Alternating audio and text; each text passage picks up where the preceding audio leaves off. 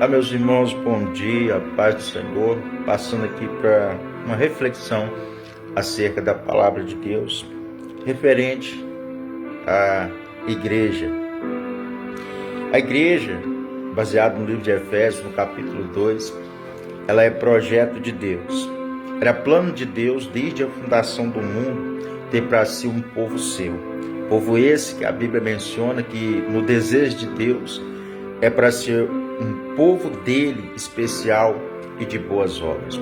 Quando a Bíblia menciona essa expressão igreja, o termo eclésia significa chamados para fora, vai se tratar acerca de uma assembleia, de uma comunidade, um conjunto, uma reunião de pessoas que foram tiradas do mundo e tragas para a presença de Deus para um propósito, para um objetivo, que é de pregar o Evangelho, que é de anunciar as boas novas de salvação, que é de alcançar mais vidas.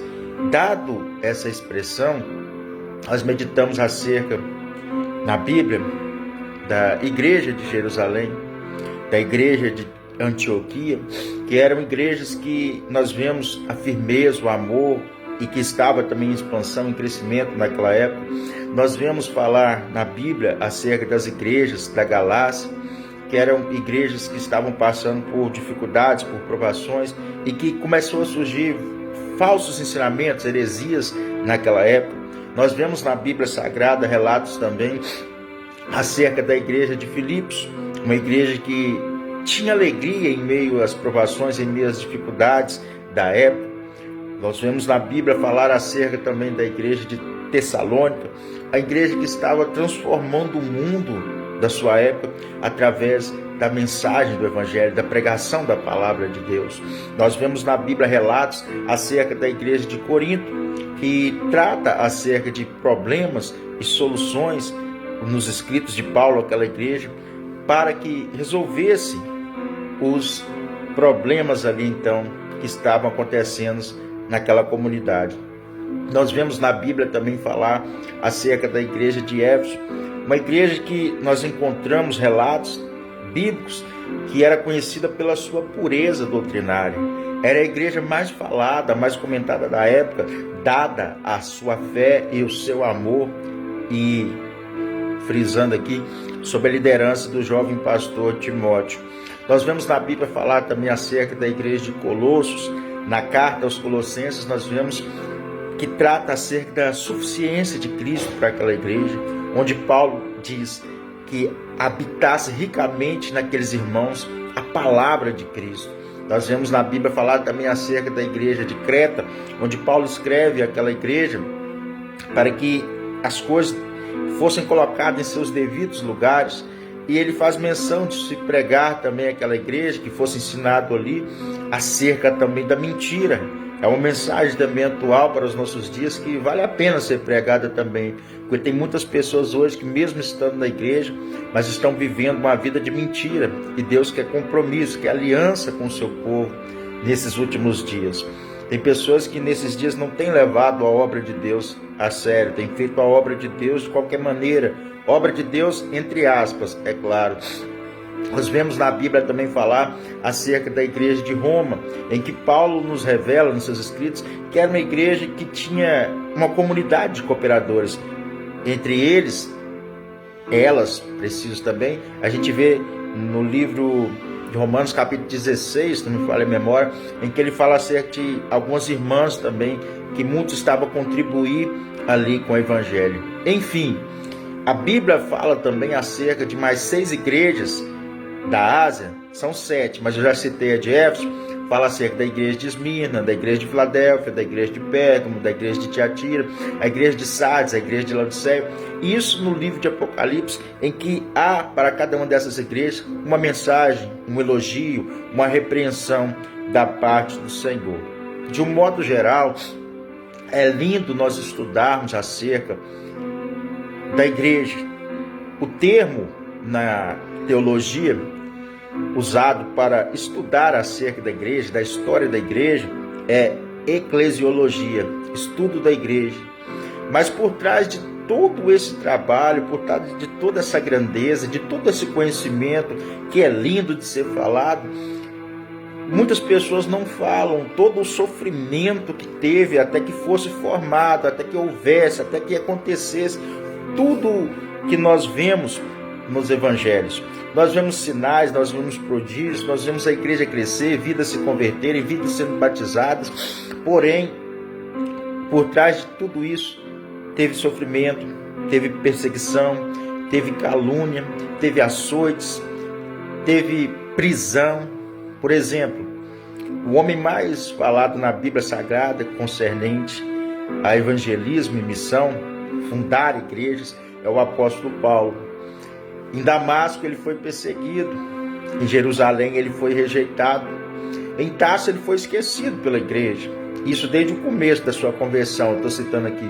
Em Listra ele foi apedrejado, em Filipos ele foi açoitado em praça pública, em Tessalônica ele foi açoitado, ele foi expulso, ele foi tirado daquela cidade quase que morto. Em Bereia ele foi expulso com desprezo daquela cidade. Em Atenas ele foi chamado de falador, de impostor. Em Corinto ele é chamado também de impostor. Em Éfeso ele enfrentou grandes lutas, grandes dificuldades, a ponto de querer até mesmo desistir, ter tido um desinteresse de tanto sofrimento. Em Jerusalém ele foi preso. Em Cesareia novamente ele é preso e é acusado. Em Roma, partindo para Roma, ele sofre um naufrágio. Em Malta, ele é picado por uma cobra. E quando chega a Roma, eu estou resumindo aqui, ele é preso e lá nós sabemos o final da história, que ele é morto. Mas antes da sua morte, ele, mesmo estando com Lucas, ele diz que quando ele é preso, na sua primeira defesa, ninguém compareceu, ninguém estava ao lado dele, todos o haviam abandonado. Dessa segunda vez aqui, antes de ser morto, ele diz que apenas Lucas estava com ele, mas mesmo assim, estando com Lucas, que era médico, o escritor do Evangelho que nós conhecemos, o livro de Lucas, escritor também do livro de Atos, ele faz um pedido para que alguém viesse até a ele, para que alguém estivesse com ele, viesse depressa, que era o jovem Timóteo. Timóteo, essa relação com o apóstolo Paulo, a Bíblia nos diz que Paulo tinha ele como um filho na fé. Paulo o havia escolhido para estar ao seu lado, para caminhar com ele, para fazer essas viagens missionárias, porque ele conhecera a sua mãe, ele conhecera a sua avó, Eunice e Lloyd, e diz que, propriamente, pessoalmente, ele disse para Timóteo que o havia escolhido porque ele havia visto neles uma fé não fingida. Por curiosidade, o nome Timóteo no grego, ele significa Timé, honra, respeito, Theos, Deus. Então Timóteo significa aquele que honra a Deus.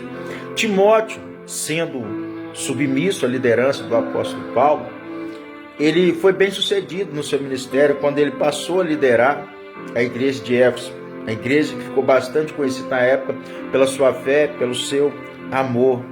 Uma igreja que, se você for lá em Apocalipse, Deus sente saudade, manda que eles voltassem às práticas das primeiras obras. Timóteo havia sido bem instruído pelo apóstolo Paulo. Mas em suas últimas palavras, Paulo pede para que Timóteo viesse ter com ele depressa. Paulo dá alguns aconselhamentos a ele e a presença que Paulo queria antes da sua morte, as últimas palavras foram ditas ao jovem pastor da igreja de Éfeso, que era Timóteo. Se nós formos meditar nessa palavra hoje em dia, as pessoas que levam a obra de Deus a sério, assim como o apóstolo Paulo, elas passam por essas provações, por essas dificuldades, elas são perseguidas, elas são esquecidas, elas são apedrejadas, não com pedras, mas hoje com palavras. Elas são chamadas de impostoras, de falsos profetas. Elas são acusadas de coisas que não devem. E muitas das vezes elas se sentem, mesmo estando com alguém, mas se sentem sozinhas, porque não tem alguém do seu lado, um Timóteo do seu lado, alguém que o honra, alguém que o respeite, alguém que é submisso, alguém que tem a mesma visão de não parar a obra de Deus, mas levá-la adiante, assim como Timóteo. Paulo enxergava isso em Timóteo. Hoje, muitas das vezes, a gente encontra pessoas, lideranças que não têm pessoas assim, com a mesma visão, que estão do lado, mas não estão juntos. que estão às vezes juntas fisicamente, mas não estão no mesmo propósito, em que a ovelha não está tendo a mesma visão do seu líder. E às vezes quando a gente procura ajudar, também acontece de a gente ser chamado de puxa-saco. Enfim, eu acompanho muito de perto isso. Às vezes as pessoas não ajudam, as pessoas, ao invés de serem solução, são problemas para o seu líder. E a Bíblia diz no livro de Hebreus, no capítulo 13, versículo 17, que nós devemos obedecer aos nossos líderes. E ao final desse versículo, diz que a gente tem que procurar fazer com que o seu trabalho ele seja leve, não fardo, e não ser pesado. Então, que você puder ajudar o seu líder, ajude. Você não está fazendo para ele, você está fazendo para Deus. Desde que as pessoas se chamam de puxa-saco, não importa. A Bíblia diz que, livro de São João, capítulo 12, versículo 26, o próprio Jesus falando: aquele que me honra, o meu Pai também o honrará. Quando você está fazendo algo humanamente, visivelmente para as pessoas, na visão delas, achando que você está fazendo para ganhar status, para ter uma posição, para subir de nível, de cargo, para as pessoas podem parecer isso. Porém, se você honra a sua liderança, se você procura ajudar o seu líder, você não está fazendo para ele, você está sendo um Timóteo, você está honrando a Deus. E Deus também vai te abençoar, Deus também irá te honrar. Então faça a obra de Deus, esteja ao lado da sua liderança, procure ter a mesma visão, não seja um peso para o seu líder, mas seja uma bênção, faça que o trabalho dele possa ser mais leve, o ajude, o auxilie, procure se relacionar mais, procurando ser ajuda. Que Deus em Cristo te abençoe e que essa palavra possa ter destino certo para pessoas que podem estar até mesmo nesse momento desanimadas, seja você líder, dado as dificuldades, as lutas que você tem que passar. Quem sabe você está se sentindo sozinho, mas não se preocupe. Todo o líder, todo o homem de Deus, chamado realmente por Deus, que leva a obra de Deus a sério, ele termina o seu ministério sozinho, ele passa e tem esse sentimento, muitas das vezes, que é de solidão.